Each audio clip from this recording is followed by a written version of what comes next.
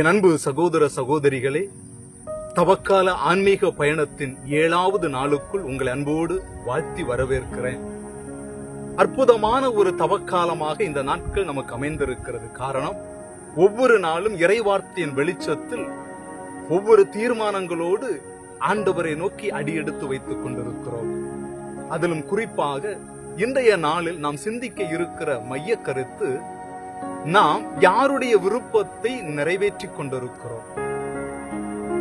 மிக முக்கியமான ஒரு சிந்தனை பிரியமானவர்களே. ஆண்டவர் இயேசு தந்தையின் விருப்பத்தை நிறைவேற்றினார். நாம் யாருடைய விருப்பத்தை நிறைவேற்றுகிறோம்? இந்த மைய சிந்தனையை அழகாக நமக்கு எடுத்துரைத்து இன்றைய நாள் பயணத்திற்கு உதவியாயிருக்கிறார் பழனியார்பாளையம் புனித பிரான்சிஸ் சேவியர் ஆலய உதவி பங்கு தந்தை அருட்தந்தை பிரவீன்குமார் அடிகளார் அவர்கள். வாருங்கள், அவருடைய சிந்தனையை கேட்டு இன்னும் ஒருபடி ஆண்டவரோடு இணைந்து நடப்போம். தந்தை, மகன், தூய ஆவியாரின் பெயராலே ஆமென்.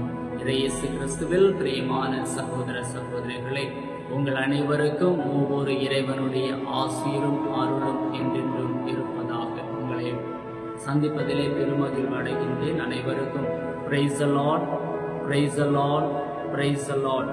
அன்புக்குரியவர்களே, இன்றைய நாளிலே இறை விருப்பம் நிறைவேற்ற தீர்மானிக்கிறேன் என்ற ஒரு தலைப்பிலே உங்கள் அனைவருக்கும் சிந்தனை துளிகளை வழங்குவதிலே பெருமகிழ்வு அடைகின்றேன். இறை விருப்பம் என்னவென்று நாம் பார்க்கின்ற பொழுது 2 வகையான இறை விருப்பத்தை நாம் பார்க்கின்றோம். ஒன்று, விண்ணகத்தில் இறைவனின் விருப்பம். 2வது, மண்ணகத்திலே இறைவனின் விருப்பம். விண்ணகத்திலே இறைவனது விருப்பம் என்று பார்க்கின்ற பொழுது, மனிதர்கள் அனைவரும் பாவ வாழ்க்கையிலிருந்து மீட்கப்பட வேண்டும் என்பது, அதே போல இருளில் வாழ்கின்ற மக்கள் ஒளியை நோக்கி பயணிக்க வேண்டும் என்பது விண்ணுலகத்தில் இறைவனது விருப்பம். 2வது விருப்பமாக நாம் பார்க்கின்றது மண்ணக இறை விருப்பம். இந்த மண்ணக இறை விருப்பம் என்று நாம் பார்த்தோம் என்றால் அதுவும் 2 வகைப்படும். ஒன்று, எல்லாவற்றிற்கும் மேலாக நாம் கடவுளை நேசிப்பது.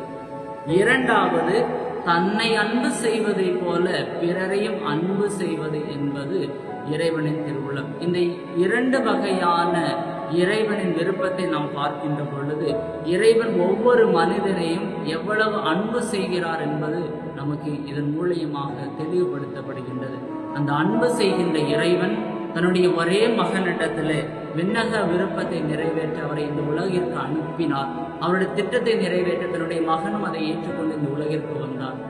இந்த உலகிற்கு வந்து மக்களுடைய பாவங்களை மீட்பதற்காக சிலுவை சாவை ஏற்றுக்கொண்டு நம் அனைவரையும் மீட்ட ஒரு மாபெரும் மனிதராக இயேசு இந்த உலகில் நமக்கு விட்டு சென்றது என்னவென்றால், ஒருவரை ஒருவர் மன்னித்து வாழ வேண்டும், ஒருவரை ஒருவர் அன்பு செய்து வாழ வேண்டும் என்பதை. ஆகவே இறைவனின் திருவுள்ளம் விண்ணகத்தில் என்பது நாம் அனைவரும் மீட்கப்பட வேண்டும். அதற்கு தன்னுடைய மகனையே அளித்த கடவுள் எப்படி தன்னுடைய மகன் இந்த உலகிலே தன்னுடைய விருப்பத்தை நிறைவேற்றினாரோ, அதே போல தான் படைத்த மக்களும் இந்த உலகிலே அவரது விருப்பத்தை நிறைவேற்ற அவர் விரும்புகின்றார். அந்த மண்ணுலக விருப்பத்தை நாம் நிறைவேற்ற வேண்டும் என்றால் நாம் கடவுளை அன்பு செய்ய வேண்டும். 2வது, நம் சகோதர சகோதரிகளை அன்பு செய்து வாழ வேண்டும். 3வதாக, பிறருடைய குற்றங்களை நாம் மன்னிக்க வேண்டும் என்று இந்த நற்செய்தி கூறுவது போல, நமக்கு எதிராக மற்றவர்கள் செய்கின்ற குற்றங்களை நாம் மன்னிக்கின்ற பொழுது நாம் செய்த குற்றங்களும் மன்னிக்கப்படும் என்ற ஒரு மனநிலையோடு வாழ வேண்டும். 4வதாக, கனிவுள்ள நெஞ்சுடனே வாழக்கூடிய மக்களாக நாம் இருக்க வேண்டும்.